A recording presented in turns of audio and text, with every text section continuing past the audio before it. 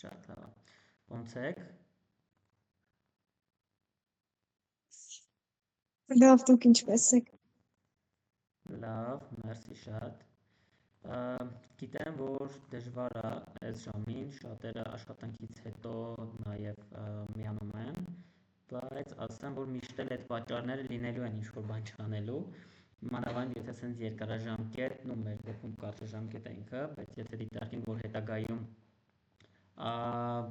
դուք պլանավորում եք երկարաժամկետ դասընթաց անցնելու, ասեմ, որ այդ 5-6 ամսվա ընթացքում դուք բազմաթիվ պատճառներ ու դեպքեր եք ունենալու բաց թողալու մի դաս, 2 դաս, 3 դաս ու մի քանի դաս հետո դադարեցնելու։ Մի դաս բաց թողալը խնդիր չի, կարևորը, որ մի դաս բաց թողալուց հետո երկրորդ դասը, առաջին դասը բաց թողալը չդառնա ձեր երկրորդ դասը բաց թողալու պատճառը։ Շատերի մոտ հենց դրանից է սկսում, ասում լավ դե մի դաս բաց եմ թողել, լավ դե արդեն անցած դասին չեմ եղել, ինչ այս մեկին են, տենց շարունակվում է ու բաց եք թողում։ Իսկ այս պարագայում տենց ուղղակի հնարավոր չի լինում, էլի, երկարաժամկետ ինչ-որ բան սովորելու ընթացքում։ Այսօր մենք խոսելու ենք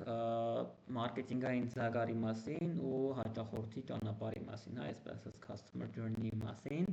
Այդ մասին էլ եմ հարցում դրել, մի մասը գիտեր ինչ է, մի մասը չգիտեր։ Այսօր մի փոքր ավելի խորը կուսումնասիրենք, տենց բավականին մանր այս թեմային կանդրադառնանք, որպեսզի հասկանալի լինի մեզ համար, թե այն ամենը, ինչ որ մենք անում ենք, ինչի համար ենք անում, կամ ինչու ենք հենց այդպես անում, կամ ինչն ենք ճիշտ անում, որ պետք է դրանից ավելի շատ անել ու ավելի լավ անել, կամ ընդհակառակը ինչն ենք սխալ անում, որը ուղղման կարիք ունի։ Մենք անցած դասին խոսեցինք, որ մարքեթինգը իր առջև նպատակներ է սահմանում ու այդ նպատակներից մեկը կարող է լինել վաճառքներին խթանելը, այսինքն մենք հաճախորդին բերում հասցնում ենք, այսպես ասած, վաճառքի թիմի մոտ եւ այդ կետից այո, մենք արդեն անելիք չունենք, մենք վաճառք չենք անում, բայց մենք հաճախորդին բերում հասցնում ենք վաճառքի թիմին։ Իհարկե վաճառքի թիմը այլ մեթոդներ ունի այդ հաճախորդին գտնելու, բայց ամենայն դեպս մարքեթինգային տեսանկյունից եկած լիդերը այդ բնույթն են կրում, հա, գալիս հասնում են վաճառքի թիմին։ Ինչու վաճառքը մեր խնդիրը չի, որովհետև վաճառքի մասնագետը կարող է բարեհամբույր չխոսել, կարող է զանգին չպատասխանել, ժամանակին չարձագանքել, այսինքն այն խնդիրները, որոնք առկա են վաճառքի թիմի դաշտում, մեր խնդիրները չեն, բայց մենք պետք է նաև այդ խնդիրներին տիրապետենք իրականում, հասկանալու համար այդ խնդիրներից որոնք են հնարավոր շտկել, որոնք են մեզ համար թույլ կողմ հանդիսանում, որ պետք է ուժեղացնել եւ առհասարակ հետագայում ավելի հստակ հաշվետվություն ունենալու համար ու օդի մեջ մարքեթինգ այսպես չանելու։ Եթե մենք մարքեթինգ ենք անելու, լիդ ենք բերելու, վաճառքի թիմը չի սպասարկելու, այստեղ արդեն խնդիր կա, էլի։ Բայց դրան հետո կանդրադառնանք այդ խնդրին, հիմա գանք այն կետին, որ պետք է հասկանանք, թե մարքեթինգը ինչ ունի անելու, որ գնորդ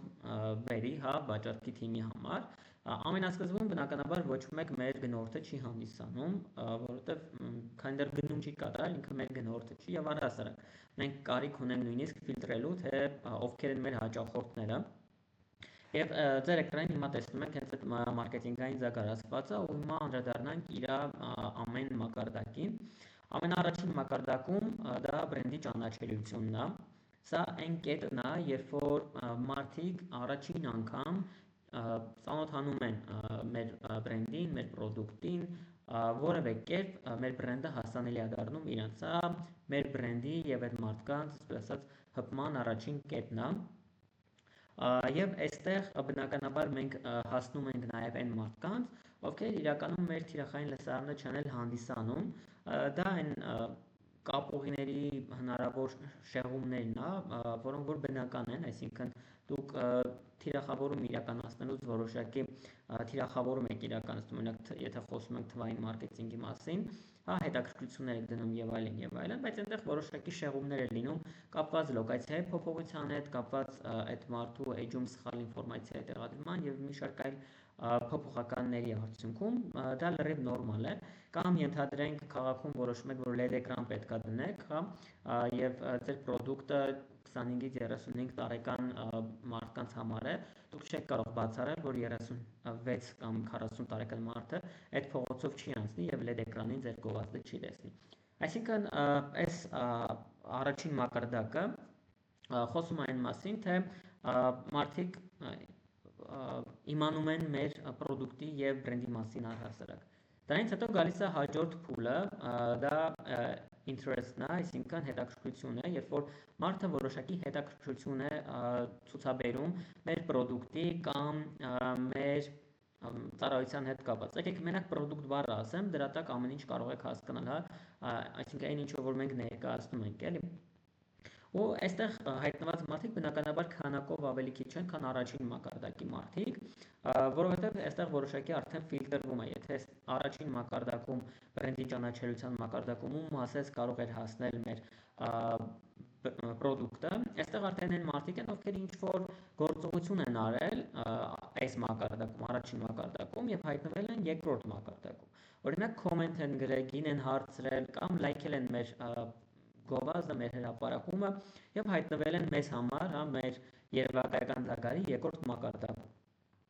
Կարելի ասել, որ այս մակարդակում մարդիկ այս մակարդակում հայտնված մարդիկ մեզ համար ավելի արժեքավոր են եւ ավելի կարեւոր են, մի փոքր sense վերացական առումով իհարկե, որովհետեւ այս մարդիկ արդեն որևէ կերպ հետաքրքրված են մեզ հետ, մեզանով, մեր բրենդով, մեր պրոդուկտով, իսկ այս մակարդակում այդքան էլ չէ։ Հիմա մեր պայքարը պետք է լինի, որ մենք կարողանանք այս երկրորդ մակարդակից իրանց տեղափոխենք մյուս մակարդակ, որովհետև մի բան է, որ իրանք կլայքեն, կոմենտ կգրեն կամ գին կհարցնեն, մի այլ բան է, երբ որ ցանկություն կհայտնեն մեր պրոդուկտը ձեռք բերելու կամ մեր ծառայությունից օգտվելու համար։ Ինչի, որովհետև մեր նման էլի շատերը կան, մեր պրոդուկտից կան նաև մեր մրցակիցներ ունեն, մեր ծառայությունից մեր մրցակիցներ ունեն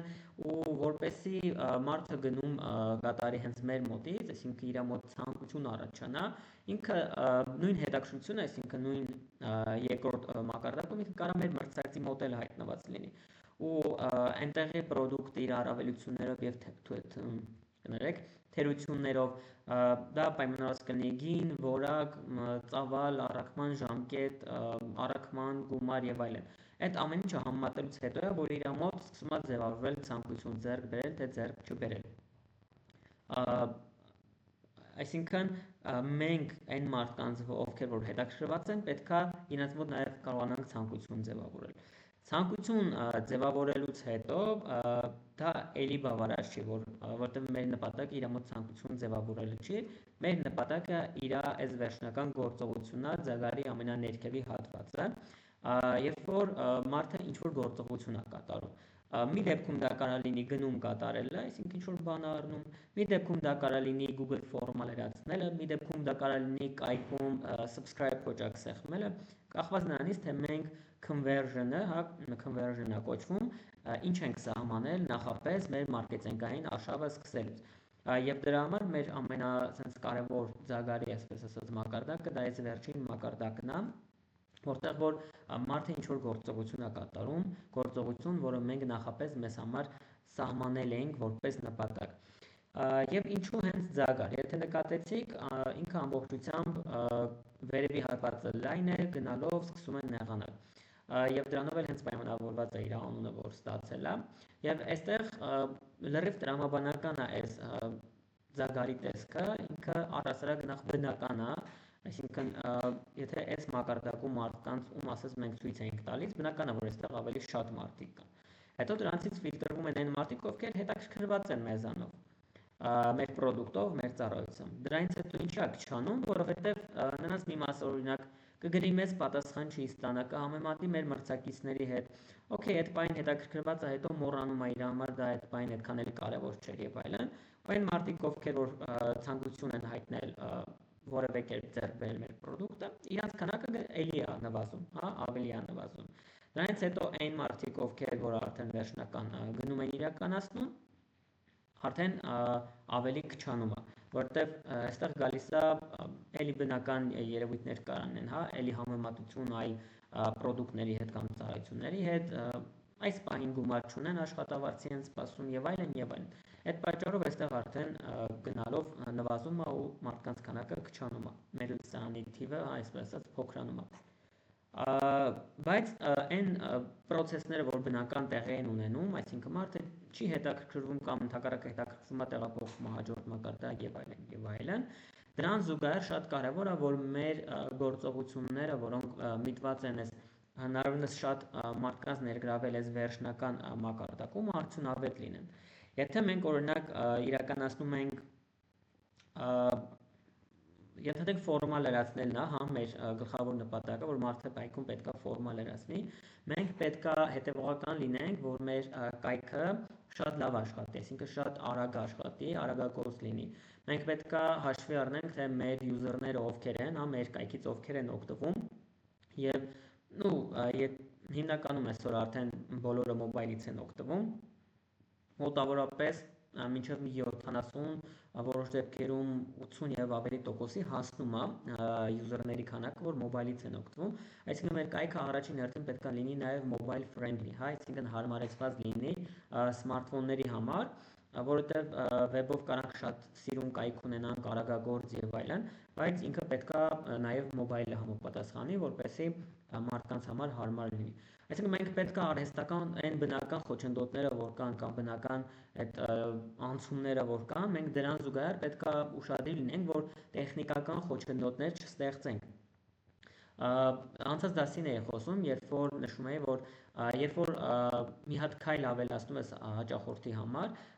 իր ցանկությունը գնալ իր վերջնական գործողության նվազում է։ Այսինքն, եթե մարդը մի հատ տեսնում է ձեր գովազդը սեղմում է գրանցվել, դրանից հետո տեղափոխվում է կայք, այնտեղ ինչ որ ինֆորմացիա է տեսնում, մի հատ էլ է սեղմում գրանցվել, հետո իր մոտ բացվում է ֆորմա, մի հատ էլ այնտեղ տվյալները լրացվում է ու սեղմում է գրանցվել, այստեղ արդեն ամեն կոճակ սեղմելը նվազեցնում է, որ այդ հաճախորդը կուզենա վերջնական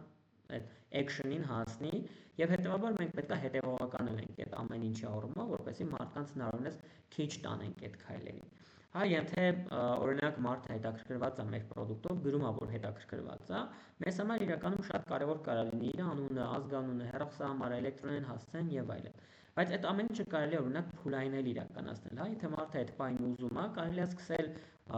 գնման ձևակերպումը, այդ process-ը տանել առաջ, ընթացքում զուգահեռ նաև մեզ հետաքրքրող դատաբազան հավաքել, որպեսզի հետագայում կարողանանք նաև տվյալների վրա հիմնված որոշումներ իրականացնենք։ Ու տենց բազմաթիվ դեպքեր կարող լինել, ես մի երկու օրինակ բերեցի, բայց ոնց որ երբ որ սահմանել ենք մեր action-ը ինչն է, conversion-ը ինչն է, մենք ինչ ենք ակնկալելու վերջում մեր հաճախորդներից, խիստ ցանկալի է, որ սենց փուլային վերլուծություն իրականացնենք հասկանալու համար, թե ինչը կարելի է ոնց փոխել։ Հեսա երբ որ արդեն խոսենք customer journey մասին, իրականում էլի այս մակարդակների մասին ենք խոսելու, բայց մի փոքր ավելի մանրակրկիտ կանրադառնանք դրան։ Եվ հասնելով այս action, այսպես մեր ամենացանկալի բաղձալի կետին, երբ որ հասցրեցինք հաճախորդին, պետք է հիշենք, որ դրանով չի սահմանափակվում մեր գործողությունները։ Okay, այդ մարդը եկավ, գնումը կատարեց, բայց արդյոք մենք կարիք չունենք, որ այդ մարդը հաջորդ անգամ, երբ որ այդ ապրանքի կարիքը կամ այդ ծառայության կարիքը ունենա, նորից վերադառնա մեր մոտ։ Միշտ հիշեք, որ երբ որ մարդուն բերել հասցրել եք այս վերջին կետին, այսինքն action-ը արել, իրան այս մակարդակում պահելը շատ ավելի էժան է, ավելի հեշտ է ու շատ ավելի էժան է ռեսուրսներ վատնելու տեսանկյունից, քան երբ որ մի հոգու նորից այս awareness առաջին մակարդակից բերում հասցնում եք այստեղ։ Դա բոլոր բաների դեպքում, ծառայությունների եւ ապրանքների դեպքում չեմ վախենա ասել, որ բոլորի դեպքում էլ այդպես է։ Միշտ արդեն ունեցած հաճախորդին պահելը շատ ավելի էժան է լինում ու մատչելի, քան նոր մարդկանց ներգրավելը, որովհետև այստեղ գտնվող մարդուն մենք արդեն որոշակի չափով բացահայտել ենք, մենք գիտենք իր հետաքրքրությունները, մենք գիտենք իր կոնտակտային տվյալները, անուն, ազգանուն, որոշ դեպքերում ծննդյան օր, ամսաթիվ, ու իրան այստեղ պահելու համար գուցե մեզանից շատ ջանք չպահանջվի, ընդհանրապես օրինակ ենթադրեք ինքը ծննդյան փունջ է գնել ու հնարավոր է այսօր տեխնոլոգիան թույլ է տալիս ֆիքսել, որ ինքը ծննդյան փունջ է գնել ու հաջորդ տարի այդ օրը իրան հիշեցում ուղարկել, որ ենթադրենք Վահան ջան, դուք անցած տարի ծաղկեփունջ էիք գնել, ծննդյան ծաղկեփունջ էիք գնել, չմոռանաք այս տարի էլ հաճելի անակնկալ մատուցել օրինակ։ Հա, եւ նույնը կարա տենց այլ պրոդուկտների դեպքում էլ լինի, էլի։ Դրա համար այստեղ կոպիտ ասած բոնուսային երկու հատ եկեք բան ավելացնենք ձագարում, մարդու բանը, հավատարմությունը եւ այսպես ասած բրենդի դեսպան դառնալը։ Երբ որ մարդը հայտնվել էր մեր action-ում, մեր հաջողությունը կլինի այն, եթե իրանք կարողանանք տեղափոխել ձագարի ավելի նեղ հատված, որը դա կլինի իր հավատարմությունը։ Իրականում մարդիկ սիրում են բրենդներին հավատարիմ լինել, եթե բրենդը ցուցաբերում է հաճախորդի նկատմամբ այդ նաև այդ հավատարմությունը բրենդի կողմից է գալիս դեպի հաճախորդ։ Եվ այսօր շատ կարևոր է իրականում, այսօր շատ է մեծացել այս հավատարմության ազդեցությունը, հա,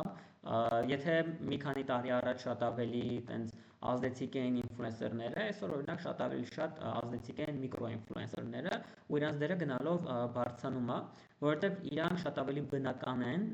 շատ ավելի իրական են, օրգանիկ են, այսպես ասած, քան ինֆլուենսերները, որոնք բոլորս էլ հա սիրում ենք, շարունակում ենք հետևել, իրանց կոնտենտը մեզ դուր է գալիս, բայց այն ինչ որ իրանք գովազդում են, մենք սկսել ենք շատ ավելի ուղղակի ընկալել որպես գովազդ, քան որպես ուղղակի խորհուրդ իրանց կողմից։ Իսկ միկրո ինֆլուենսերները, որոնք հիմնականում իրենց առօրյան են նկարում, ասենք երիտասարդ մայր կամ նոր ձեռք բերած բնակարան, տենց կոնտենտ են ստեղծում երեխայի հետ կապված կամ առասարակ աշխատանքային գործընթացի պրոցեսների հետ կապված, իրանք շատ բնական կերպով կարողանում են այն պրոդուկտները, որոնք իրանք ժամանակի ընթացքում օգտագործել են, ասենք 3 ամիս օգտագործել են, կլինի կոսմետիկա, կլինի որևէ խանութից ծաղիկներ պատվիրել եւ այլն, իրանք շատ բնական կերպով կարողանում են դա հասցնել իրենց հետևորդներին եւ հետևորդներն այս բargայում շատ ավելի շատ վստահում են միկրոինֆլուենսերներին, քան ինֆլուենսերներին։ Եվ դրանից հետո արդեն գալիս է հենց այսպես ասած դեսպանության փուլը,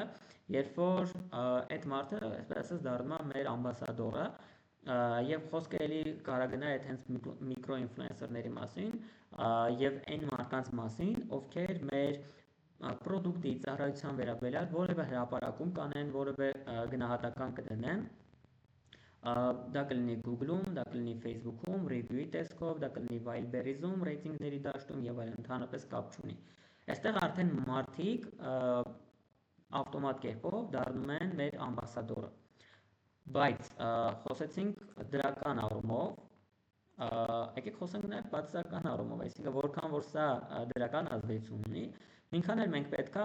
վախենանք բացասական հետևանքներից, այսինքն մենք պետքա իմանանք, որ այդ մարդը նույն կերպ կարող բացասական մեկնաբանություն գրի, բացասական հրապարակում անի, եւ այն դրական արդյունքները, որ մենք կտեսնենք, եթե ինքը դրական հրապարակում աներ, մենք տեսնելու ենք դրա լրիվ հակառակ պատկերը, բացասականը։ Ու հիմա եկեք արդեն այս ամեն ինչը, երբ որ խոսեցինք թե ինչ անցնում, ինչ փուլերով անցնում հաճախորդը, եկեք փոքր ավելի մանրամասն խոսենք նրա անցած ճանապարհի մասին, հա։ Մենք անցած դասին էլ խոսեցինք, որ ժամանակի ընթացքում բավականին լուրջ փոփոխությունների է ենթարկվել թե մարդկանց վարքագիծը, թե տեխնիկա տեխնոլոգիան եւ հաճախորդի անցնելիք ճանապարհը, հա, այն առաջին հպումից մեր բրենդի մինչև այս վերջին հատվածը բավականին փոխվել է, էականորեն փոխվել է։ Եվ եթե ասենք 20-25 տարի առաջ 2000-ականների սկզբին շատ ավելի քիչ էր մրցակցությունը եւ այդ հպումային կետերը շատ ավելի քիչ էին, այսինքն հաճախորդը մեր բրենդի հետ ավելի քիչ հպման կետեր ուներ եւ այն դեպքում այդ պարագայում շատ ավելի հեշտ էր ազդել հաճախորդի վրա, հիմա բավականին շատ լուրջ ուշադրություն է այդ ամեն ինչը պահանջում, որովհետև հաճախորդի ամբողջ ճանապարհի կառավարումը ու բարելավումը, այսպես ասած, դարձել է ռազմավարական առաջնահերթություն, որը ուղիղ կերպով ազդում է բրենդների շահութաբերության վրա, բրենդների հեղինակության վրա ու հաճախորդների հավատարմության վրա։ Այդ 2000-ականներին, չգիտեմ, 1990-ականների վերջերին եւ այլն, Հաճախորդի ճանապարհը ավելի շատ ունեցել է գծային տեսք, այսինքն ասենց ուղիղ գիծ կարելի է իրան համարել, որովհետև ինչ է, ինքը տեսել է հիմնականում ֆիզիկական խանութներից գնումը իրականացրել է։ Ընդ որում այդ տեսնելը տենց շատ հնարավորություն չի եղել, հա, երբ որ հեռուստատեսությունի հայտ է եկել, օքեյ, եղել է հեռուստատեսության, տպագիր մամուլով կամ ֆլայերների միջոցով, որ քաղաքում բաժանվել է, մեկ է խանութների ցուցափեղկեր եւ այլն։ Այսինքն եղել է ընդամենը մի քանի գովազդային, այսպես ասած, ուղի, որտեղ որ բրենդները, պրոդուկտները ցուցադրվել են, բրենդը ցույցադրվել իր պրոդուկտը եւ հաճախորդն էլ հիմնականում ունեցել է ֆիզիկական խանութից գնում կատարելու հնարավորություն եւ վերջ։ Սա եղել է շատ պարզ, շատ նաեւ կառավարելի բրենդների տեսանկյունից։ Եվ դրա համար ամեն ինչ շատ ավելի պարզ է եղել ու ավելի կառավարելի ու ավելի հեշտ։ Բայց ժամանակի ընթացքում մարդկանց վարքագիծը սկսել է փոփոխվել, ինչպես խոսեցինք անցած դասին։ Բացի վարքագծային փոփոխություններից 2000-ականներին, երբ արդեն սկսեց զարգանալ տեխնիկա տեխնոլոգիան, այսինքն ի հայտ եկավ ինտերնետը, ի հայտ եկան սոցիալական ցանցերը, դրան զուգահեռ արդեն գովազդային ալիքները սկսեցին շատանալ, հա, գովազդային կապուղիները, հա, չենելները սկսեցին շատանալ։ Եվ դրա արդյունքում արդեն այդ գծային տարբերակը, հա, գծային, ասած ասած, վերածվեց ձագարի եւ այդ գծային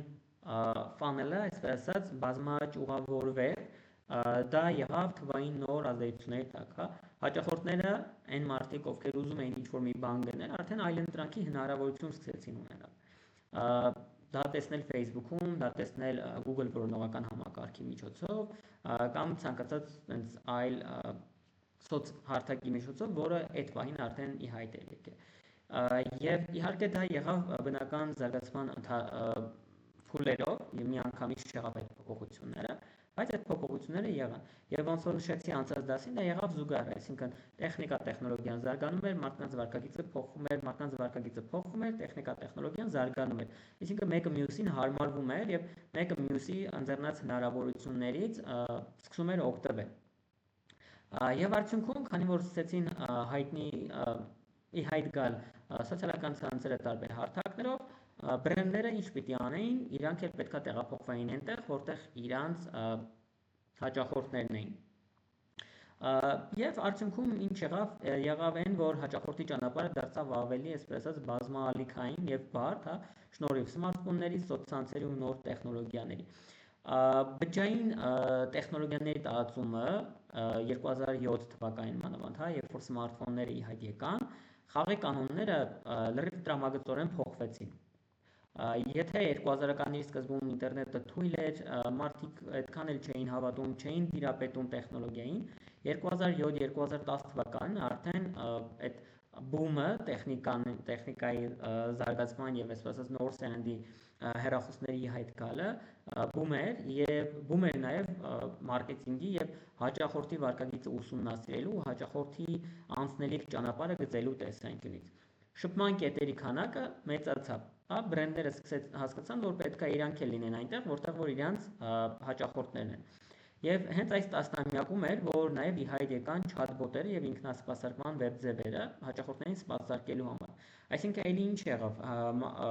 քանի որ մարդիկ ավելի շատ on-line հարթակներում էին, հետեւաբար պետք էր նաև այդ հարթակներում նրանց սպասարկումը ապահովել։ Okay, ֆիզիկական խանութներում կար, ֆիզիկական խանութում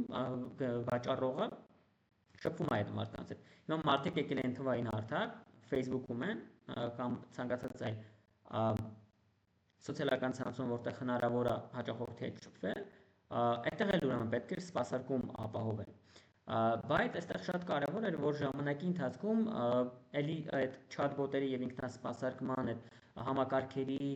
զարգացման տենց բում եղավ, տենց բավականին շատ սկսեցին օգտագործվել, հետո սկսեցին հասկանալ, որ մարդիկ այդքան էլ չեն սիրում, երբ որ իրանց chat-բոտեր են պատասխանում եւ մարդը չի սիրում, երբ որ ինքը զգում է, որ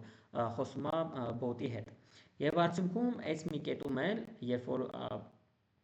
հաճախորդը եւ բրենդը կամ պրոդուկտը շփվում էին իրար հետ, այդ շփման կետում որոշակի փոփոխություններ էր պետք իրականացնել, արդյունքում համադրվեց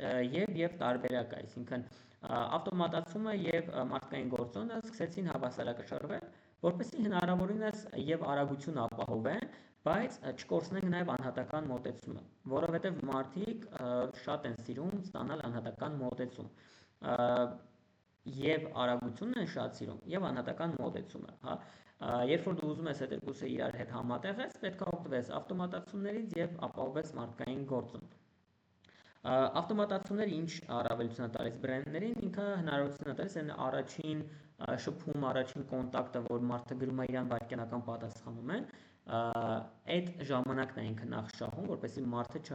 չհասնի գնամրցակիցների մոտ ու իրենց մոտ հարցում իրականացնի եւ չսպասի ու չջղայնանա, չներվայնանա եւ թողնի իրանից գնա։ Ու երբ որ մի քանի հարցերի արդեն պատասխանում է ավտոմատ նամակը, այն պահին, երբ որ արդեն մարդը հոգնում է, թվում է թե ինքը հերթական մեկն է մեր բրենդի համար, ոնց որ մեր մարդկային գործոնն արդեն ի հայտ գալիս ու սկսում է շփվել իր հետ։ Եվ արդյունքում ինչ է լինում, արդյունքում սկսում է ձևավորվել, այսպես ասած, հաճախորդների սպասարկման միջավայր, հա։ Մենք ստեղծում ենք միջավայր, որտեղ սպասարկում ենք հաճախորդներին, եւ դա լինում է on-line տիրույթում։ Այստեղ նաև այս ամեն ինչը էլի զուգահեռ է սկսում զարգանալ, սրան զուգահեռ արդեն հաճախորդների մոտ նոր սպասումներ են սկսում ձևավորվել, այսինքն հաճախորդները սկսում են սպասել, որ բրենդները կարձագանքեն իրենց մեկնաբանություններին եւ եթե ինչ-որ հարց են գրել, ժամերի կամ հիմա արդեն րոպեների ու վայրկյանների ընթացքում սպասում են, որ պետքա պատասխան ստանան։ Սա արդեն ձևավորում է նաև բրենդի իմիջը, որպեսզի երբ որ խոսում ենք այս հավատարմության եւ մեր բրենդի դեսպանը դառնալու մասին, որ իրանք կարան մեր մասին հրապարակումներ իրականացնեն, մեր մասին կարան կոմենտ գրեն, կարան ռեյտինգներ, այստեղ արդեն այդ հատման կետն է, երբ որ բրենդը պետք է հաճախորդին կարողանա այնպիսի մոտեցում ցուցաբերել, որ այդ դեսպանությունը, որ իրականացնելու է, հաճախորդը իր համար հնարավորինս դրական լինի։ Եվ իհարկե բոլորս էլ պատկերացնում ենք, որ ինչ պրոդուկտ էլ ուզում է լինի, միշտ դժգոհ հաճախորդներ գտնվելու են, միշտ։ Այլ է հարցը, թե մենք ոնց կվերաբերվենք, այսինքն մենք կփակենք այդ մեկնաբանությունները, մենք չենք պատասխանի այդ նամակներին, թե որևէ կերպ կփորձենք այդ հաճախորդի սիրտը շահել, որպեսզի թեկուզ վերջնարդյունքում իրան չկարողանանք համոզել, որ մենք այդքան էլ վատը չէինք, կարողանանք ստեղծել պատկեր, որ կողքից մարդիկ տեսնեն ու հասկանան, որ մենք իրականում այդքան էլ վատը չէինք։ Այսինքն մեզ համար այնքան կարևոր չլինի այդ մարդու մի հոգու կարծիքը, քան այն, թե ինքը, ասենք 100 հոգու մոտ ինչ կարծիք կարա ձևավորվի։ Դրա համար մենք պետք է այդտեղ կարողանանք բան անենք, շատ արագ արձագանքենք ու շատ ճիշտ դիրքավորվենք։ Եվ այս omni-channel մոտեցման կայացումը էլի այս տասնամյակում բան եղավ, թափ առավ ու ընկերությունը սկսեցին գիտակցել, որ օքեյ, երբ որ մարդը իրանց մոտից ինչ-որ բան է ուզում գնում անել, այդ մարդը մենակ Facebook-ից չի օգտվում, հա, այսինքն ինքը օգտվում է Facebook-ից, Instagram-ից, Google-ից, չգիտեմ, գուցե ֆիզիկական խանութ, այցելությունից։ Այս բոլոր այն կետերը, որոնք որ նշում ենք եւ այն կետերը, որ խոսում ենք ամենասկզբում, թե ինչ channel-ներ պետք է օրինակ ընտրենք, հա, մենք պետք է հաշվի առնենք, որ այդ ամեն channel-ը, ամեն ուղղությունը, ամեն բանը, կետը մեր հաճախորդի անցնելիք ճանապարհի կետերից որևէ մեկն է։ Եվ հաշվի առնելով ներկա ժամանակաշրջանը, հա, որ Google-ում որոնում կատարել է, Facebook-ում որոնում կատարել է, Viber-ում նմանատիպ ապրանք որոնում կատարել է եւ ֆիզիկական խանութ այցելելը, կարա շատ կարճ ժամանակում լինի։ Այսինքն մարդկանց այլ երկար ժամանակ պետք չի առաջվա նման, որպեսզի իրանք կարողանան իրենց ուզած պրոդուկտի կամ ծառայության մասին ինֆորմացիա ստանան։ Պատկերացնենք ինքը խանութի կողքով անցնում է, մտնում է խանութ, տեսնում ապրանքը, բայց բնականաբար մտածում է, որ կարող է ավելի էժան տարբերակ կա, ինքը սկսում է Facebook-ում որոնում անել, կարա մտնի Viber-ից, չգիտեմ, Pinduoduo, Temu, հասկանալու համար արդյոք այնտեղ ինչ կա, կամ գուցե ավելի էժան տարբերակ կա, ու այս բոլոր ոնց որ կետերը, որ ճանապարհը, որ ինքը անցնում է, մենք պետք է այդ ճանապարհի բոլոր կետերում լինենք, եթե ուզում ենք, որ այդ մարդը դառնա մեր հաճախորդ։ Դրա համար են երբ որ ասում եմ, որ պետք է հասկանանք որտեղ է մեր հաճախորդը, այդտեղ պետք է ներկայացված լինենք։ Հենց սրա մասին է, այսինքն եթե մենք լինենք մի կետում, որտեղով որ մեր հաճախորդի ճանապարհը չի անցնում, ինքը մեզ ուղղակի չի տենալու։ Մենք ռեսուրս կծախսենք, բայց ինքը մեզ չի տենա, հետեւաբար անարդյունք կլինի։ Բայց բավարար չի բոլոր այս կետերում, հա, մեր ներկայացվածությունը շատ կարևոր է, որ մենք բոլոր կետերում պատշաճ ձևով ներկայացված լինենք։ Ենթադրենք ֆիզիկական խանութ, եթե մարդը գալիս է մեր ֆիզիկական խանութ եւ բացում է դուռը, որը, չգիտեմ, խնդիր ունի ու շատ մեծ դժվարությամբ բացվում, դա հաճախորդի ճանապարհի խոչընդոտ է, որը պետքա շտկել, որովհետեւ այդ դժվար բացելը կարա իր գնում կատարելու որոշման վրա ենթագիտակցորեն ազդի։ Արդեն ինքը հանդիպել է խոչընդոտի, ինքը արդեն հոգնած էր, մի հատ է դուռը դժվար է բացվում, ինքը որ չառնի, չի ասելու ձեր դուռը դժվար է բացվում, դրա համար չառա, բայց այնուամենայնիվ դա իր վրա ազդելու է, իր որոշում կայացնելու վրա։ Հաջորդը կարա լինի այն, որ հանկարծ նկատի, որ իրան մի փոքր ուշ մոտեցան, կամ նույնիսկ մեր վաճառողը մի քիչ լավ չի կողմնորոշվում, փորձում է հատկապես մարդիկ չեն սիրում, երբ որ իրանք ճիշտը գիտեն ու նկատում են, որ իրանք փորձում են խաբել ու վաճառել ինչ-որ մի բան, առհասարակ մարդիկ չեն սիրում, երբ որ իրանք բան են վաճառում, երբ որ իրանք գնում են ինչ-որ գնում կատարելու եւ դիմացինը ցույց է տալիս, որ ոչ թե այդ ապրանքը կամ ծառայությունը ուզում է վաճառի, այլ դրա միջոցով օգնի, մարդը շատ ավելի հակված է գնում կատարելու, քան այն պարագայում, երբ որ ցենց ուղիղ վաճառքի հոտ է գալիս այդ խոսակցությունից, այդ շփումից։ Ինչևէ, այս ամեն փուլի ընթացքում, հա, այս մենակ ֆիզիկական խանութի դեպքում, չգիտեմ, էլի բաներ կարա ջերմաստիճանը խանութում համապատասխան չլինի, մարդը շոկում է կամ ընդհակառակը մրսում է, եւ դա եւս իր գնման որոշման վրա կարա անդրադառնա։ Դրանից հետո անցնենք սոցիալական ցանցերին, Facebook-ում կարա լավ կոնտենտ չտեն, այսինքն ինչքան գեղեցիկ ալում մեր փաթեթավորումը սոցիալական ցանցերում, այդքան նպաստում է մարդու գնում կատարելու որոշման վրա։ Այնտեղ հոգեբանական բավականին շատ մարքեթինգը ինքը տենց այդ նեյրո մարքեթինգի միջոցով եւ այլն բավականին շատ կետեր ուսումնասիրում է ոնց ազդել մարդկանց վրա, գույների ընտրությունից կախված, հա, լոգոյի գույների ընտրությունը կամ էլի այդտեղ մեր վիդեոների երկար կարճ լինելը եւ այլն եւ այլն։ Սա եւս մի կետ։ Մեզ նամակ է գրում, մենք ուշ ենք պատասխանում։ Այդ էլի մի հատ մինուսը, չգիտեմ, Wildberries-ում, երբ որ մեր պրոդուկտը հնարավոր է վաճառել Wildberries-ում, ինքը որոնում է, բայց չի գտնում է մեր մրցակիցներին, սա եւս այդ ճանապարհին մեր թույլ տված այն խնդիրներից է, որ ասում է, եթե մենք խնդիրներ ունենանք այս մակարդակից այս մակարդակ, ավելի քիչ մարդ անցնելու, քան եթե մենք այդ խնդիրները լուծած լինեինք։ Ընդ որում ամենավատը որ կարա լինի, դուք կարաք այս առաջին մակարդակում շատ մեծ բյուջե ծախսել, այս երկրորդ մակարդակում մարդը գտնի մեր մրցակցին։ Այսինքն երբ որ ինքը, չգիտեմ, լայքի կամ կոմենտ գրի եւ այլն, դրանից հետո ինքը կարա շատ հանգիստ մեր մրցակցի ձեռքի տակ հայտնվի։ Այսինքն մենք պետք է այդ ամեն ինչին շատ լուրջ հետևենք, իր ճանապարհին ինքը որտեղով անցնում, մենք կպտնենք այդ կետերին, մենք իրան գտնենք այդ կետերի վրա ու իր խնդիրները լուծենք, որ ինքը անխոչընդոտ գա հասնի մեր այս action-ի մակարդակի, դրանից հետո էլ արդեն դառնա մեր հավատարիմ հաճախորդը, մի հատ էլ մեր մասին լավ բան գրի։ Հա, հակառակ դեպքում մեր այդ ճանապարհային քարտեզի որ հատվածում որ մենք թուլություն ունեցանք, իսկ մեր մրցակիցը ուժեղ կողմ ունեցավ, միանգամից մեր մրցակիցը կարա իրան տանի։ Եվ նույնը կարա հակառակը լինի։ Շատ հանգիստ մենք կարանք մեր մրցակիցների բաց թողած հաճախորդներին շատ հանգիստ բան անենք, մեզանով անենք։ Մի հատ օրինակ ենթադրենք, պատկերացրեք ցուցահանդես է, որտեղ մի ընկերություն մասնակցում է, մի ընկերություն չի մասնակցում։ Այն մասնակցող ընկերությունը բյուջե է ծախսում, գովազդում է, հրապարակումներ է անում եւ այլն, որպեսզի մարդկանց բերի հասնի այդ ցուցահանդես, որպեսզի գան իր տաղավար ինչ որ գնում կատարեն։ Եվ պատկերացրեք այդ տաղավարից դուրս եկող ցանկացած մարդը, որ գնում չի կատարել, պոտենցիալ հաճախորդ է իր մրցակցի համար, այսինքն մրցակիցը կարա չմասնակցելով այդ ցուցահանդեսին, իր այդպես բաները, ագենտները, աշխատակիցները կարող են մոտենալ այդ այցելուին եւ առաջարկել իրենց պրոդուկտը, որը եթե որակով նույնիսկ հավասար լինի, բայց որևէ կերպ ինչ որ առավելություն ունենա կամ չունենա այլ ստեղծեն այդ առավելությունը կոնկրետ այդ պայի համար, իրանք հանգիստ կկարողանան գողանալ այդ հաճախորդին, եւ նույնիսկ կկարողանան գողանալ այն հաճախորդին, որ արդեն գնում իրականացել է։ Օրինակ, եւս մեկ օրինակ կարամ բերեմ։ Հիպոթեկային վարկ եթե ունեցողներ կան, տարբեր բանկեր կամ առհասարակ վարկեր ունեցողներ կան, դες հաստատ ինչ-որ մի օր այլ բանկից զանգած կլինեն ու առաջարկած կլինեն ձեր վարկը տեղափոխել իրանց մոտ ավելի հարմար պայմաններով։ Սա էլի խոսում է այդ ճանապարհային քարտեզում, եթե կարող են ավելի լավ բան առաջարկել, մարդը եկել արդեն որոշում է կայացրել այդ բանկից վարկա վերցրել, այս կետում մրցակից բանկը գալիս ավելի լավ առաջարկ անում ու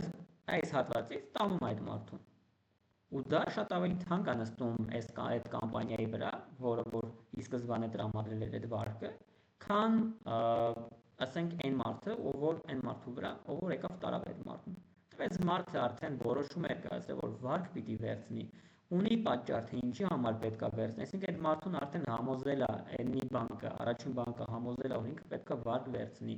ինքը պատրաստ է այդ գումարները վճարելու, իրան այդ ամեն ինչը պետք է։ Այն մեկը գալիս ասում է, ես քեզ ավելի լավ պայման կտամ, արի իմ մոտ, սա տարավ իրան։ Իսկ ու այն տրանզակցիոն ծախսերը էլ չի անում, այսինքն իրան գովաց չի ցուցադրում, չի զանգում, չի համոզում, չի կանչում բան իր մասնաճյուղ եւ այլն եւ այլն։ Այս էլ այս մասին, որ պետք է այդ մասով ոնց որ շատ մեծ ուշադրություն դարձնել։ Դրանից հետո, երբ որ խոսեցինք, օքեյ, sense ամեն կետում մարդը ճանապարհ անցնում, այդ ամեն կետում իրան պետք է ուշադրություն դարձնել եւ այլն եւ այլն, եւ խոսեցինք նաեւ այն մասին, որ մարդը մի քանի տեղերով անցնում, կարդում է կարծիք, մի հատ կարևոր կետի մասին մի երկու բան էլ ասեմ, կարծիքները պետքա շատ մեծ առաջնայնություն տալ, այսօր մարդիկ որոշում են կայացնում հիմնվելով այլ մարդկանց կարծիքների վրա։ Այդ որ նշվում է, որ մարդիկ ամենքը իրենց կյանքով են ապրում եւ այլն, կարող է տենց է իրանց առօրյան, բայց գնում կատարելուց գումար ծախսելուց բոլորս էլ նայում ենք ինչ ռեյտինգ ունի, այսինքն ինչ փորձառություն ա եղել այդ բրենդի հետ։ Եթե լավն է փորձառությունը, մենք եւս մեկ քայլ ենթագիտակցորեն մոտենում ենք այն գործողությանը, որը պետք է անենք։ Եթե տեսնում ենք, որ վատ են կարծիքները, մենք մի քայլ կամ երկու քայլ հեռվանում ենք այդ բրենդից։ Դրա համար այդ շատ կարևոր է, որ այդ կարծիքները, եթե հնարավորություն ունենք, ապահովենք, հա։ Google-ում եթե ունենք բիզնես պորտֆոլիո, դեռ կարող ենք թեկուզ մեր ընկերներին, մեր ծանոթներին, մեկ-երկու հաճախորդի ովքեր գալիս են, իրանց խնդրենք, որ իրանց կարծիքը գրեն, գնահատեն, որովհետև դա շատ մեծ այլ հավասար պայմաններում մեզ առավելություն կտա։ Դա այդ մասով։ Հիմա անցնենք այն մասին, որ մարդիկ այսօր միաժամանակ մի քանի սարք են կարողանում օգտվել եւ միաժամանակ մի քանի հարթակ են օգտագործում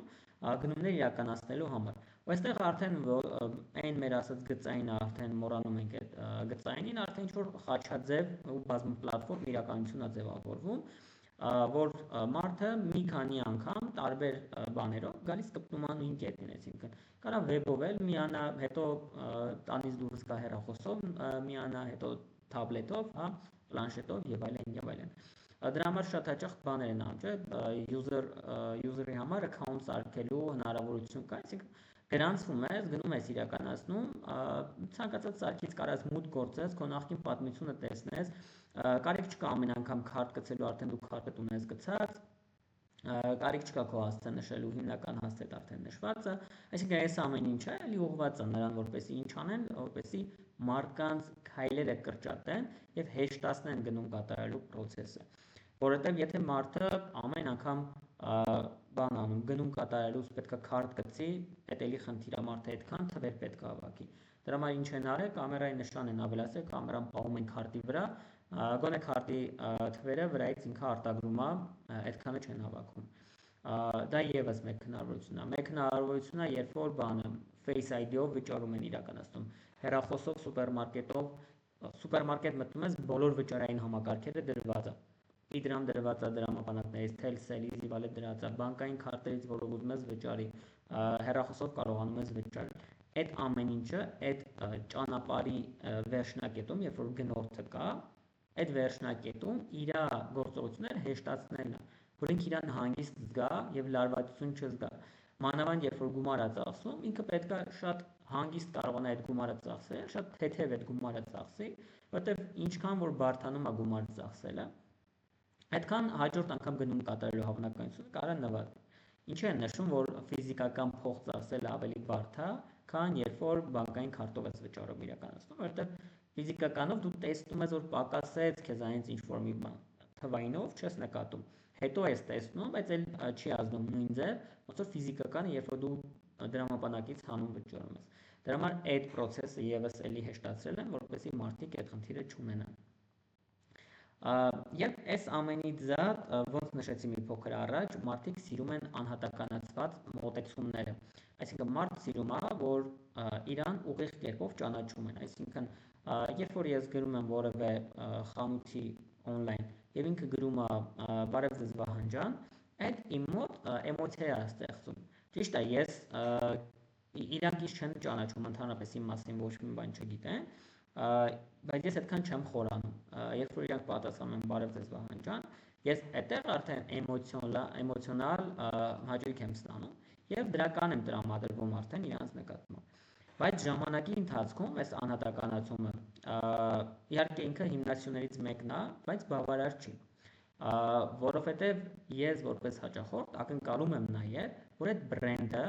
կհասկանա իմ նախասիրությունները եւ կհաղորդակցվի ինձ հետ համապատասխան կոնտեքստով։ Արդեն բավարար չի էլի մենակ տենց անունով դիմել, չգիտեմ, Անի ջան, Մարի ջան, Մարիամ ջան, չի բավարարում մարդկանց։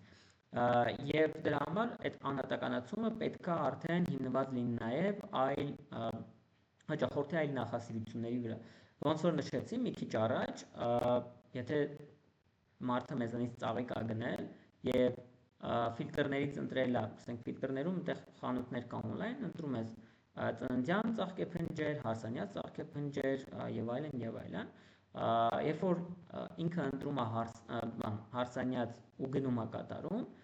իրանց CRM համակարգում արդեն այդ մարդու անուն, ազգանունի, այդ կոնտակտների եւ ամեն ինչի մեյլի, հեռախոսահամարի մոտ մի հատ էլ պտիչկա է ավելանում, որի դիմաց գրած է հարսանյաց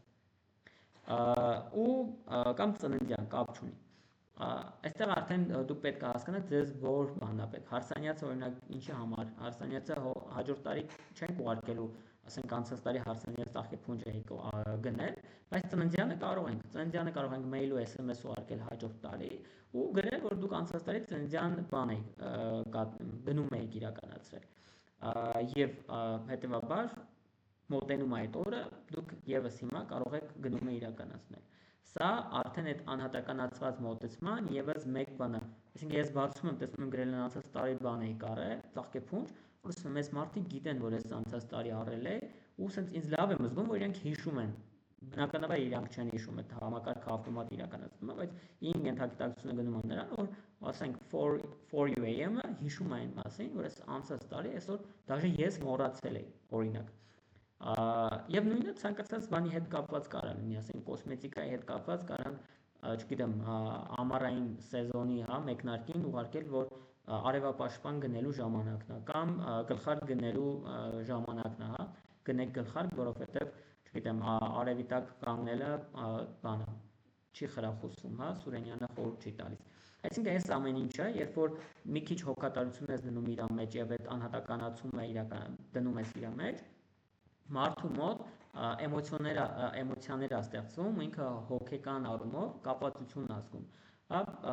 Մենք ոնց է Coca-Cola-ն ասում է մենք խմիչք չենք վաճառում, մենք էմոցիա ենք վաճառում, ու թեպետ մենք բոլորս էլ գիտենք, որ իրականում իրանք խմիչք են վաճառում, գազավորված ըմպելիք են վաճառում, այո, իրանք ստեղծել են այն իմիջը, այն մեսիջը կարողացել են այնքան հասնել, որ մենք այո մտածում ենք, որ իրանք էմոցիա են տալիս։ Որտեղ երբ որ խոսում ենք Coca-Cola-ի մասին, բոլորս ինչ որ drive ենք հիշում, նոր տարին ենք հիմնականում հիշում, կամ արագ սնունդ ենք հիշում եւ այլն եւ այլն։ Կամ մնացած թող լինի Red Bull-ը արդեն ավելի շատ հայտնի է իր այտենց ադրենալինով լեցուն սպորտաձևերով եւ այլն եւ այլն։ Այսինքն մարդիկ այդ բանը ստեղծում են ու ամենավառ օրինակը էլի անդրադառնանք Coca-Cola-ին, որը իրականում նոր չէր այդ արշավը, Այն անուններով որ բան կար, հա, չգիտեմ, Արփի,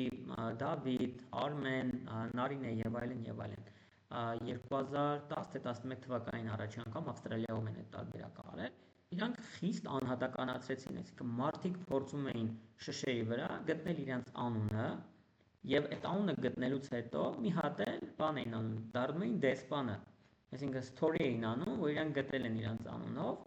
ու ընկերներով նկարում էին, story էին անում եւ այլն։ Ահա այսա հենց այն անհատականացման մասին է, որ մենք եւս պետք է կարողանանք ինչ-որ ձև մտածել։ Ու այսօր բաները, այդ chatbot-երը, որոնց մասին խոսում էինք, այդ chatbot-երը դեզ հնարավորությունը տալիս են ստեղծել ավտոմատացումներ, որոնք կվերլուծեն մարդկանց տվյալները եւ դրա հիման վրա հետագայում կարող եք կոմունիկացիաներ ուղարկել։ Ու դա կարա լինի նաև մեյլինգի տեսքով, դա կարա լինի սոցցանցերում եւ այլն եւ ընդհանրապես այտենց channel-ների մասով հանգիստ եք դիտարկելու, թե որը ինչ հնարավորություն է տալիս ու ոնց կարաք այդ հնարավորությունները օգտագործեք։ Եվ այս ամենից բացի, երբ որ խոսեցինք այդ տեխնոլոգիական զարգացում եւ այլն, շատ կարեւոր է նաեւ մարդկանց համար այդ իրանց անցնելիք ճանապարհին, երբ որ գալիս են դեպի մեր այն հիմնական կետը եւ հետո էլ պետքա դառնան մեր հավատարիմ հաճախորդ եւ այլն, իրանք շատ ուշադիր են նաեւ մեր արժեքներին, այսինքն բրենդը ինչ արժեքների կրող է, դեպի ուր է գնում, ինչ տեսլական ունի, ինչի մասին է խոսում, հա, այսինքն հիմա շատ խոսում է eco-friendly լինելու մասին, այդ բրենդը արդյոք կանաչ իր մեջ բան պարունակում է թե չէ, այսպես ասած արժեքներ պարունակում է թե չէ, հա, արևային պանելները, այս էլեկտրոմոբիլները, անցած դասին էլի խոսեցինք, այսինքն մարդիկ շատ գնահատում են այն արժեքները, ինչ որ բրենդը իր հետևում ունի դրած, եթե իհարկե ունի, եթե չունի, շատ լուրջ խնդիր է ունենալու։ Եվ դրանից զատ նաև հասարակական երևույթների նկատմամբ նրանց վերաբերմունքը, դիրքորոշումը, էլի ազդում է մարդկանց որոշումների կայացման վրա։ Այսինքն մարդիկ ու Ամերիկայում տենց հարցում իրականացրել էին, որ պարզել էր, որ 49%-ը, հատկապես մեծահասակների, մտածում են, որ բրենդը պետքա սոցիալական խնդիրների նկատմամբ հանդեպ ակտիվ լինեն, այսինքն արձագանքեն այդ խնդիրներին։ Նույնը նաև իրականում երիտասարդների մոտ է եղել, որ նրանց 53%-ը կարծել է, որ բրենդները պետքա որևէ կերպ դիրքորոշում հայտնեն հասարակական կարևոր հարցերի շուրջ։ Սա շատ կարևոր է եւ այսօր շատ ենք տեսնում, որ ընկերությունների ռազմավարության մեջ հատկապես PR-շիկների կողմից, երբ որ PR մասնագետները խոսում են իրանց սոցիալական պատասխանատու վարքագծի մասին, հա, որոշները դրամաշնորհ են տալիս ուսանողներին, որոշները անօթևան ընտանիքների համար, ասենք կացարան են պատրաստում, ինչ որ մեկը ֆուտբոլի դաշտ է վերանորոգում եւ այլն եւ այլն։ Այս ամեն ինչը դրական է անդրադառնում իրենց իմիջի վրա եւ բարձրացնում է հասարակության կողմից իրանց տրված գնահատականը։ Եվ սա եւս շատ կարեւոր է իհարկե, որովհետեւ գնալով ակնկալիքները եւ պահանջները հաճախորդների գնալով մեծանում են եւ հետեւաբար դա ուղիղ կերպով ազդում է նաեւ այդ բրենդների կատարած ծախսերի վրա։ Այսինքն գնալով ծախսերը մեծանում են եւ պետք է կարողանան հնարավորինս արդյունավետ իրականացնել այդ ծախսերը, որովհետեւ հաճախորդի համար գլոբալ առումով մեծ տարբերություն չկա։ Այսօր Coca-Cola կառնիկ խմի, թե վաղը Pepsi եւ չկա մի հատ տենց ընկերություն, ես տենց վստահ կարող ենք ասել, դուք էլ կարող եք վստահ լինել, չկա այնպիսի մի ընկերություն, որը կասի ես մարքեթինգի կարիք չունեմ։ Ուղղակի հնարավոր չի, շատ կարճ ժամանակ հետո իր մասին կմոռանա։ Եթե միակը չի ինքը շուկայում, ինքը ունի գոնե երկրորդ մրցակից, իրան շատ արագ կմոռանան շուկայում։ Նույն Coca-Cola-ն, նույն Pepsi-ն, նույն Mercedes-ը կլինի, մեքենաներից BMW-ն կլինի, իրանք եթե դադարեցնեն իրանց մարքեթինգը, իրանց PR-ը, իրանց այդ առաջխաղացումը, ուղղակի որոշակի ժամանակ հետո շուկայից դուրս կմնան, շատ արագ, որովհետև այսօր պայքարը շատ ահռելի է ու պայքարը ուղղված է այդ հաճախորդների ուշադրության համար եւ հաճախորդների մի քիչ կոպիտ է հնչում, բայց գումարի համար։ Եվ այստեղ արդեն նաև բանն է, շատ կարևոր է նաև տվյալահեն արագ որոշումների կայացումը հաճախորդների անցնելիք ճանապարհում եւ ոնց խոսեցինք անցած դասընթացի ընթացքում թվային գործիքները թույլ են տալիս հետևել հաճախորդների վարքագծին, ու որ ասում էի բանա,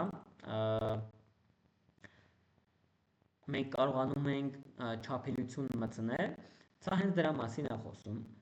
Մենք կարողանում ենք եւ պետք է շատ արագ արձագանքենք այդ չափելիության ցուցիչներին։ Եթե հասկանում ենք, որ ինչ-որ մի հատ պլատֆորմ մենք խնդիր ունենք, գովազդը գնում է, բյուջեն ծախսվում է եւ հաճախորդ չկա, մենք պետք է հասկանանք ինչ է այդտեղ կատարվում։ Որտեւ քանի դեռ մենք հապաղում ենք, մտածում ենք ինչ անենք, ուր գնանք, ոնց տանենք եւ այլն, մեր մրցակիցները այդ ուղղությամբ արդեն ինչ-որ փոփոխություններ են անում եւ մեր փոխարեն մեր հաճախորդները գտնում են մեր մրցակիցներին կամ մեր մրցակիցներն են գտնում մեր հաճախորդներին ու տանում են։ Դրա համար պետք է կայանալ ռեալ ժամանակում դիտարկել եւ ճշգրտումներ կատարել քարոզարշավի ընթացքի մեջ ու հասնել առավելագույն արդյունավետության։ Մեկ-մեկ որ այտենց լինում է, ասենց խոսում ենք, քննարկում ենք գովազդ միացնենք այս նպատակով, այն նպատակով, ասում եմ, օքեյ, կանանք միացնենք, բայց եկեք ի սկզբանե ֆիքսենք, որ վաղը միանգամից ձեր մոտ բան չի լինելու, գնում չի լինելու, որովհետև այն մարդիկ, ովքեր որ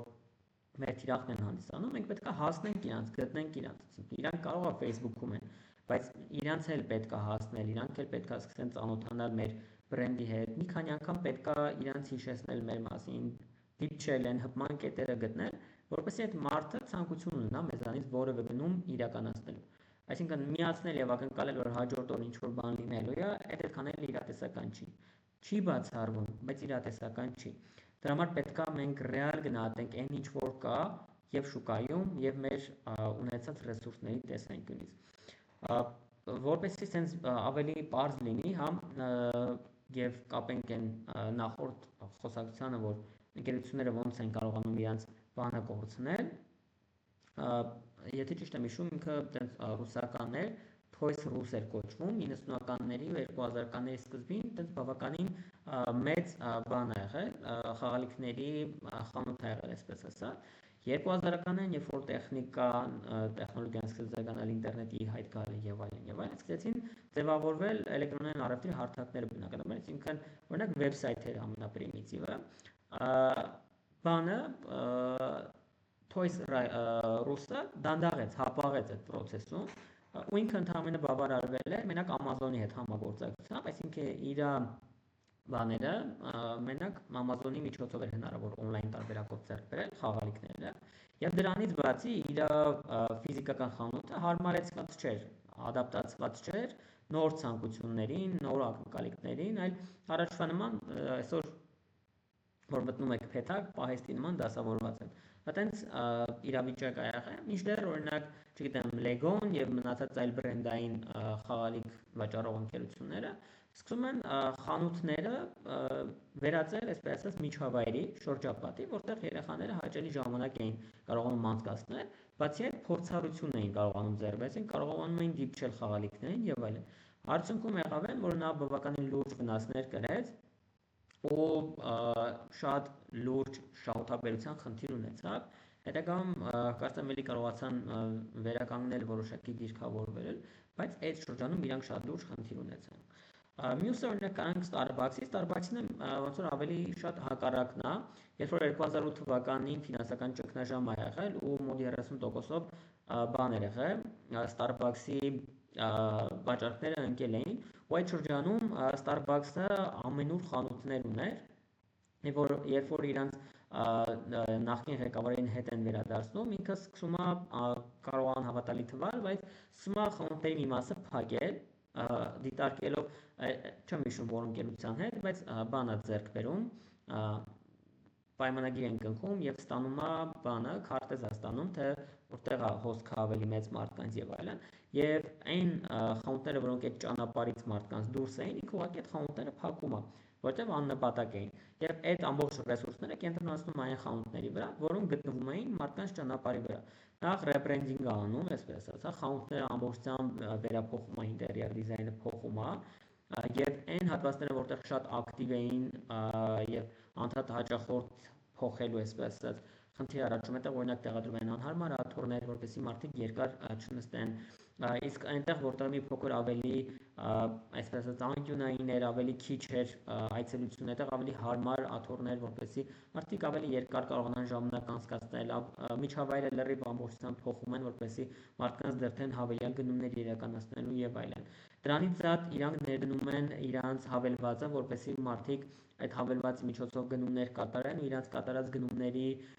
հիման վրա նաև կուտակում են միավորներ։ Բացի այդ, Starbucks-ը առաջինն էր, որ հնարավորություն է տալիս մարդկանց, որպեսզի գումար լիցքավորեն այդ հավելվածի մեջ, այսինքն այդ քարտի վրա, հետագայում օգտագործելու նպատակով եւ իրանք մարդիկ չէին կարող այդ գումարը կանխիկացնել, այսինքն ստիպված պետքա առնեին ու որքան էլ որ տարօրինակ թվա, բայց բավականին շատ մարդիկ գումարով չեմ հիշում, բայց բավականին լուրջ գումար էր, եթե չեմ սխալվում 3 միլիարդ դոլարի չափ գումար էր հավաքվել, եթե 3 միլիարդ չէ, 3 միլիոն, ճիշտ ասած չեմ հիշում, բայց բավականին մեծ գումար հավաքվել էր այդտեղ։ Այսինքն այդքան մարդ վստահում էր Starbucks-ին արդեն, ու դա տարավ նրան, որ Starbucks-ը կարողացավ ոտքի կանգնել, նաև իր մյուս գաղափարներից մեկի շնորհիվ, երբ որ իրանք հնարավորություն տվեցին այցելուներին, որ այցելուները իրանց կարծիքը արտահայտեն եւ իրենց առաջարկներով հանդես գան, My Starbucks idea այդ առցանց հարթակը ստեղծեցին ու նաև այդ գաղափարներից մի մասը իրականացրեցին։ Դրանց տարբերակներից մեկը, եթե ճիշտ եմ հիշում, որ ֆրապուչինոյի բաղադրատոմսը փոփոխվում էր ըստ հաճախորդի նախընտրած տարբերակի։ Այսինքն սա էլ հակառակ բաններ, արձագանքներ, այսպես ասած, որ Starbucks-ը կարողացավ շատ արագ արձագանքել այն փոփոխություններին, որը կատարվեց շուկայում ու զգաց այն վտանգը, որ իրանց առաջ ծառացավ, կարողացավ լուծել իրանց խնդիրը, հնարավորություն տալով մարդկանց ավելի շատ շփվել իրանց հետ, ավելի հարազատ զգալ, պատկերացրեք ոնց է այսօր օֆիսներում լինում է, չէ՞, գաղափար ես առաջարկում ու եթե դա անցնում է, քեզ լավ է զգում, որ այդ ծրագիրը կամ այդ գաղափարը քո շնորհիվ է իրականացվել եւ այդ դրական փոփոխություն է։ Հիմա պատկերացրեք ամբողջ աշխարհով մեկ, որտեղ որ Starbucks-ը ունի, այդ այցելուն, որ առաջարկել էր այդ գաղափարը, իր ընկերների հետ կիսվելու է, գուցե story անելու կամ հրապարակում արել նախկինում եւ այլն ու նշելա, որ այս իր գաղափարներ ու տենց մոտ, եթե չեմ սխալվում, 100 քանի գաղափար, թե հենց 100 գաղափար իրականացրել էին։ Այսինքն մարդիկ իրանց կարևոր են զգում, Starbucks-ի ծավալները, մասշտաբները պատկերացրեք ու այդ 100 հոգուն ընդամենը, բայց այդ 100 հոգուն ներգրավելով իրանց առաջարկները կիրառելով, Starbucks-ը ստեղծել է արդեն այն համայնքը, որը վստահում է ու հավատարիմ է իրանց։ Այդ նույն օրինակը Հայաստանում փորձում է Coffee House-ը, նույն օրինակը չասեմ, բայց այդ լոգիկայով, սրճարանների քանակը Երևանում պակաս չէր, շատ էին, մի բան էլ անհրաժեշտ պահանջարկից շատ էին։ Եկավ Coffee House-ը, որը հիմա առաջարկում է լրիվ նոր մոտեցումներ, այսինքն դու ունես հավելված, կարողանում ես բոնուսներ կուտակել, այսինքն գնումդ կատարեցիր, դրա մի մասը կուտակվում է, քո մոտ դա եւ վերաբերմունք է, այսինքն ինքը վերաբերմունք է տալիս քեզ, ասում է, ես քո կատարածի մի մասը քեզ հետ եմ տալիս, բայց դու դա կարաս օգտագործես մենակ գնում կատարելու համար։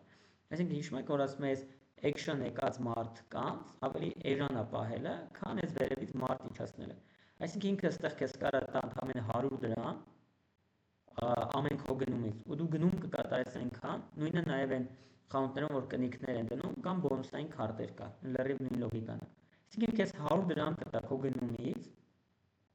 բայց դա քեզ կմոտիվացնի, որ մի հատ էլ գնում կատարես, մի հատ էլ այնքան, մինչև որ մի հատ անվճարի հասնես, բայց դրա փոխարեն ինքը օրինակ այս մակարդակում, մի հատ այս մակարդակում պիտի ասենք, չգիտեմ, 500 դրամ ծախսել, այս մակարդակում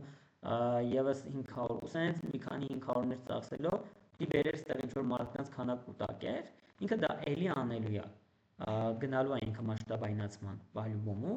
բայց ինքը արդեն այս ներքևից գտնվողին չի մոռանում եւ նենց անում, որ այս մարդը մնա իր մոտ։ Դա շատ լավ ու շատ հեշտ աշխատում է։ Նաև հաշվի առնելով այն բանը, որ մենք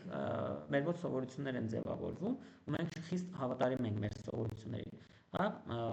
Երբ որ մենք սկսում ենք օգտվել Yandex Taxi-ից, ինքը ինչքան էլ որ տարիֆը տատանվի այս կողմ այն կողմ, մենք էլի օգտվում ենք Yandex-ից, որովհետև մենք ապրում ենք սովորություններով, մեր ուղեղում լիքը բան ենթագիտակցորեն է կատարվում, որովհետև մեր ուղեղը չի սիրում անդադար մտածել, Դրա համար ոնց որ այդ հնարավորությունը կա, հա, Yandex-ն էլ մեծ գնահատական է տալիս կամ մեկ առաջարկում է, չգիտեմ, զեղչ, բոնուս, Yandex Plus-ի հետ ինտեգրացիա եւ այլն, արդյունքում մենք շարունակում ենք մնալ այս հատվածում, անգամ այն բարակամ, երբ որ մենք դժգոհ ենք, քանի որ մենք այս պահից անցնել այն մյուս ընկերության այս հատված կամ այս հատված մեր համար ավելի ռեսուրսատար է զուտ թեկուզ էներգիայի եւ ժամանակի տեսանկյունից, դրա համար մենք երբ որ այստեղ մեզ մի քիչ լավ ենք զգում, հենց այդտեղ էլ մնում ենք։ Դրա համար մենք պետք է ոնց որ կարողանանք մարդկանց համար ապահովել, որ ինքը այստեղ լավ զգա։ Ու բացի լավ զգալը, դա պետք է մեզ օգուտ բերի։ Այսինքն, երբ որ մարդը գնում է կատարում, դու իրան ուղղակի զեղչ ես տալիս, այդ ավելի քիչ հավանական որ ինքը հետ գա, քան թե երբ որ ինքը ասենք գնում է կատարում, զեղչի փոխարեն բոնուսային միավոր ես տալիս։ Ասես հաջորդ գնման դեպքում դու կունենաս, չգիտեմ, 100 դրամի զեղչ։ Այդ մոտիվացնում է իրան, որ ինքը քո մոտից էլի հետ գա։ Բայց եթե դու ասում ես 100 դրամ զեղչ արեցի, քեզ 900 դրամ վճարի, ինքը գնում վճարում կատարի, ինքը գնա։ Հավանական է որ կմոռանա մեր մասին։ Նույնը նաև շատ կարևոր է, որ այս հատվածում, երբ որ մարդը հայտնվել է այստեղ, մենք փորձենք իր միջոցով էլ մարդ բերել։ Այսինքն հրավիրիր ընկերոջդ համակարգը էլի բավականին մատչելի է, շատ էժան է, ու այս փուլերով անցնելու փոխարեն այդ մարդը միանգամից գալիս ընկնում է այստեղ, որտեղ իր ընկերը խորհուրդ է տվել, ու գալիս է միանգամից տեղից գնում է կատարում։ Խնդիր չկա, ընկերը խորհուրդ է տվել, որպեսզի էլի վերաբերմունք ցուցաբերենք, այստեղ մի հատ փոքրիկ զեղչ իրան ենք անում, իրան ենք բոնուս տալիս, ու եթե ինքն էլ մարդ հրավիրի, նույնը տենց, ու այստեղ արդեն ցեպոչկան շարունակվում է, ու մենք կարողանում ենք ապահովել մեր այն հավատարիմ հաճախորդների այս հատվածը, որը որ մեզ համար իրականում շատ թանկարժեք է ու շատ կարևոր է։ Գլոբալ լոգիկան էս էր, այսինքն խոսեցինք այս ձագարի մասին եւ խոսեցինք այդ ձագարով մարդու անցնելիք ճանապարհի մասին ու դրա կարևորության մասին։ Ցանկացած դեպքում հիշեք, որ դա մեր համար խիստ կարևոր է որպես մարքետոլոգներ, որ պետք է այդ հպման կետերում մենք ուշադիր լինենք ինչ խնդիրներ կան ու այդ խնդիրները փորձենք լուծենք։ Հակառակ դեպքում մեր ծախսած գումարները լինելու են գումարներ ծախսված օդում ու ոչ մի արդյունք մենք չենք ստանալու։ Դրա համար ամեն բան, մանավանդ երբ որ նոր բաներ ներդնում ենք, մենք պետքա այդ նոր բանին նայենք բանի աչքերով, մեր հաճախորդի աչքերով։ Մի հատ փորձենք հասկանանք, շատ ժամանակ լինում է այտենց մեզ թվում է գենիալի գաղափար ենք առաջարկել եւ այլն, բայց պետք է մի հատ նայենք հաճախորդի աչքերով, փորձենք հասկանալ նաեւ գուցե ամեն ինչ շատ լավ է, տեքստն է պետք փոխել։ Տեքստը պետքա հնարավորինս մատչելի լինի ու հասկանալի լինի, որ չշփոթեցնի։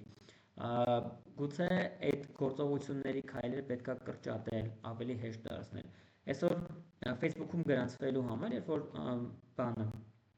լիդ ես փորձում հավաքես, ինքը ավտոմատ տվյալները ֆիլանելու հնարավորություն է տալիս։ Դա եւս մի հատ հնարավորություն է, որ Facebook-ը ստեղծել է,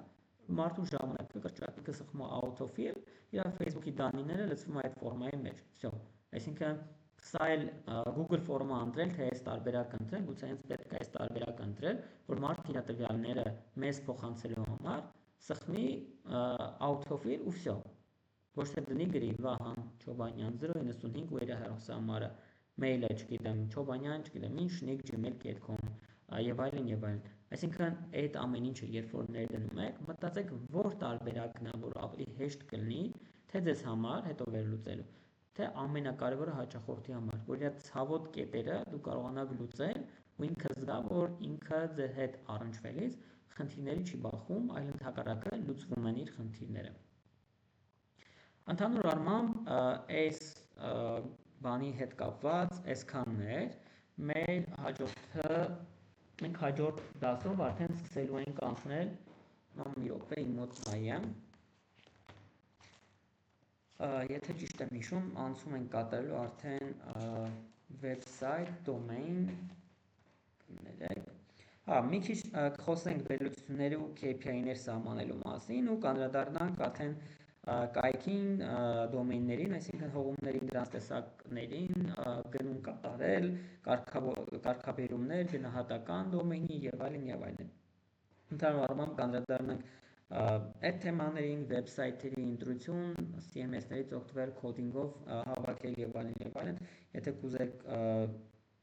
մի հատ հստակ օրինակի վրա, եթե ինչ-որ մեկը կունենա դրա վրա կարող ենք փորձարկել, եթե չէ ես ցույց կտամ առհասարակ այդ հիերարխիան եւ այլն ամեն ինչը,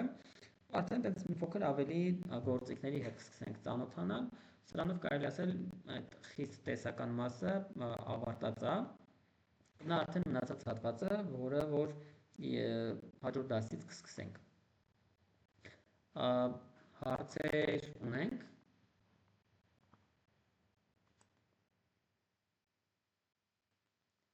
Լրություն է, հույսս այն է, որ ձայնս լսվելու հույսը այն է, որ բոլորը դեռ կապի մեջ եք լեֆտ չեք արել, ուրեմն ձայնս լսվում է, բայց հարցեր չկան այս մասով։ Հարցեր չկան, բայց շնորհակալություն դրսի համար, շատ հետաքրքիր թերով էր,